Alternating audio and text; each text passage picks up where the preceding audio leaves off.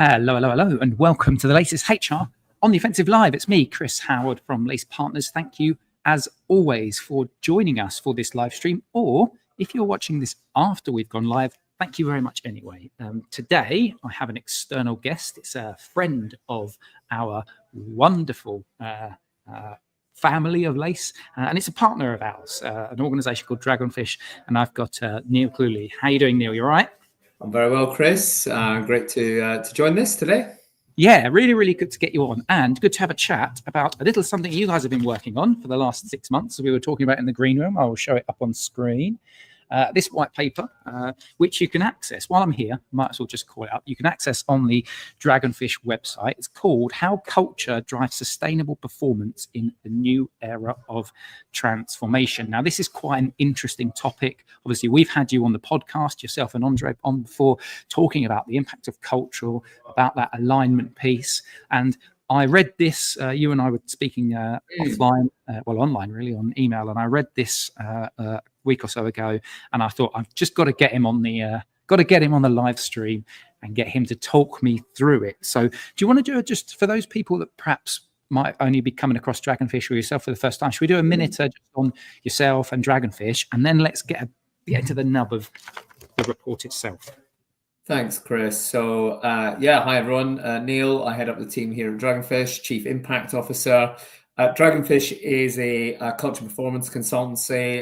We partner with yourselves at Lace and many ambitious brands, organizations, teams who are looking to transform their culture to deliver sustainable growth, sustainable performance. So that's a bit about us, and research is very much in our DNA. So since we founded Dragonfish, we've been on a journey to really understand and crack that culture code. How does culture drive performance? How do we make it more objective, more tangible, more real, and help organizations make sure that they're intentionally shaping their culture to achieve their goals. Yeah, absolutely brilliant. Right, let's talk about the report itself then. Do you want to just do a minute on the overview, maybe background on the report, and then actually let's get into the cracking the culture code as well. Maybe we do both actually, because obviously this report is part of an ongoing sort of series of work that you've been doing.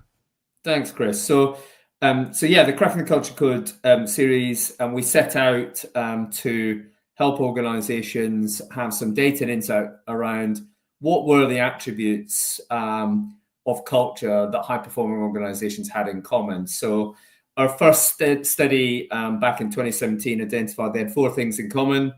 So job satisfaction, emotional commitment was there, but also it surfaced the idea that alignment to the brand and alignment with customers was critical for high performance. So you need the people engagement, good news, so employee engagement mattered. But actually, the difference in average or high performing was where that brand alignment and customer alignment came in. So it really kind of helped us define a concept that it's people, brand, and customer alignment, that culture alignment that drives high performance. So that was the first study. Then people said, "Well, that's really, really interesting. Tell us more about the brand alignment, things like vision, purpose, values, and behaviors. Which one of them drives performance?" So it's interesting that in that study, pre-pandemic, actually vision trumped purpose at that time as being a driver of high performance. And values and behaviors have very little correlation to performance, but when we looked at them all together, it's when they work in harmony that you get the highest performance. So kind of common sense, that does make sense, but it's amazing how many frameworks are not working together in organizations. Then we looked at customer and deep dived into customer. So it was interesting. Organizations designed with the customer at heart were high performing. Those that were great at sharing insights with their people were high performing. And those had better empathy.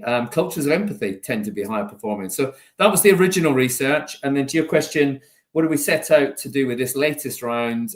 We see if those things were still true, but also to see what happened post-pandemic. The pandemic has heightened put such a spotlight on culture. What has shifted in terms of outlook and drivers of high performance. So things like well-being, ESG, environmental and social governance responsibilities, but also the ED&I agendas kind of moved massively in that time as well. So what has changed since the pandemic? And organizations were also out of recovery. So that was the premise. Yeah, and it's a really, really interesting one. It's fascinating. We were just talking just before we went live, and I was giving you my example of having worked in an organization where I didn't feel as aligned. And when I start to read some of the different pieces that you've got in your report, that actually brings it to life to me about how, in my experiences, how productive I was as an employee then, compared to an organization like Lace that I'm in now, where I'm a lot more engaged in, this is the direction we're going, this is the value that we got. But also, I think the really important piece, we're going to come on to the culture signatures. I want you to go through each of those in a second. I think the really, really important piece, which I think often gets overlooked, is that customer centricity and the employees having that mindset to be able to deliver for customers, because ultimately they are going to be the reason why you're in a job in the first place, right? Yeah, 100%. I think we see organizations concentrate a lot on employee engagement, but what this research has confirmed and reminded us all is, organizations are built around the needs of customers to serve. That's what unites us, and that's the strongest organizations are really clear about why they exist, what they're solving for customers, and who their customers are. And there's also been such a focus on customer centricity over the last 20-something years. The good news, that is really working. It's really embedded into the way that most successful organizations are designed and built. So it absolutely confirms 2 of our 6 signatures of high performance. One is customer centricity, and the other is customer connection, which is often not thought about or talked about. It's the way we all feel connected to the job we're doing for a customer. If purpose gets us out of bed in the morning, doing a good job for a customer gives us that satisfaction at the end of the day. So whether that's internal or external. Yeah. Well, let's go into them then. We've sort of touched on it there, and I've given the game away a little bit, because one of the 6 culture signatures that are obviously part of the report is that customer centricity. So I'll give you a little bit of a free swim, but perhaps if you could just outline for the people watching this video those 6 areas. Again, we've touched on the centricity and you touched on the connection as well, but just give us a little snippet of each of those pieces and what they mean.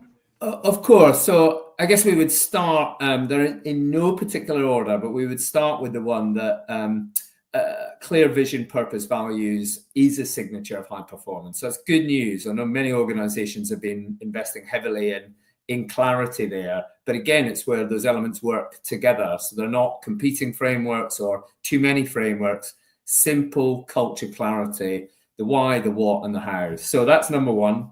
Those 2 I just mentioned, customer centricity and customer connection, they come next.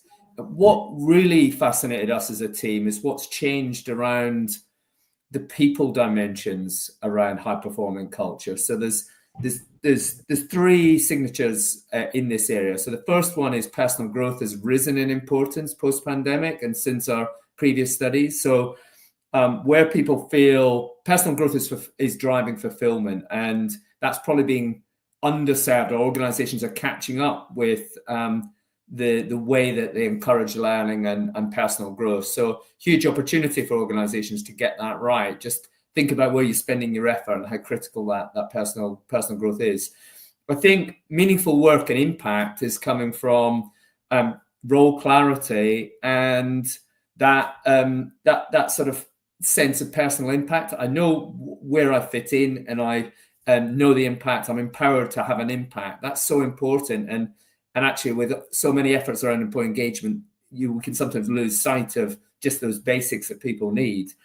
And then the other one is how important feeling trusted and valued has become in organizations. So trust is hard won and easy lost. So people are looking for trust in teams, in the organization that they work for. In fact, people trust their organizations more than maybe governments or the media these days. So that's become more important than ever. Those are the 6 signatures, Chris. That's absolutely brilliant. And it's definitely worth having a look at the report. I'll just call it up on screen. What we'll do in the YouTube version of this stream is we'll put a link to the Dragonfish research page so that you can download it yourself. But just on about 10 minutes now, and we like to keep these videos to about 10 to 12 minutes, Neil. So can you just give our listeners maybe, or our watchers, just a sort of a minute kind of takeaway, if you like, on or an overview of the benefits of downloading this report? What's in it for them, I guess? Great question. So I think the overarching stat from this report is that organizations with high alignment outperform low performing organizations by 182%. So and the key to that alignment is the links between your people, your brand, and your customers. So whilst you might think you're solving everything by focusing on employee engagement, and that will enable the outcomes, actually understanding those links between people, brand, and customer, really, really important. And the other thing is keeping it simple. We wanted those 6 signatures to be, let's get back to the basics of how do you create a high-performing environment, high-performing team, and whether you're a manager or a senior leader, these are things that you can really focus in on. So if anything, the call to action here is let's keep it simple. Let's design meaningful organizations, meaningful work, and the environment for people to thrive and perform. I absolutely love that. I love that as a bookend as well today. So keep it simple, folks. But obviously, download the research as well. Neil, thank you very much. Pleasure. Great to be on. Yep, great to have you on. And we'll get him back on for, I'm sure, another time. But from now, from myself and from Neil, thank you very much. And we'll catch you next time on the HR on the Offensive Live. Bye-bye.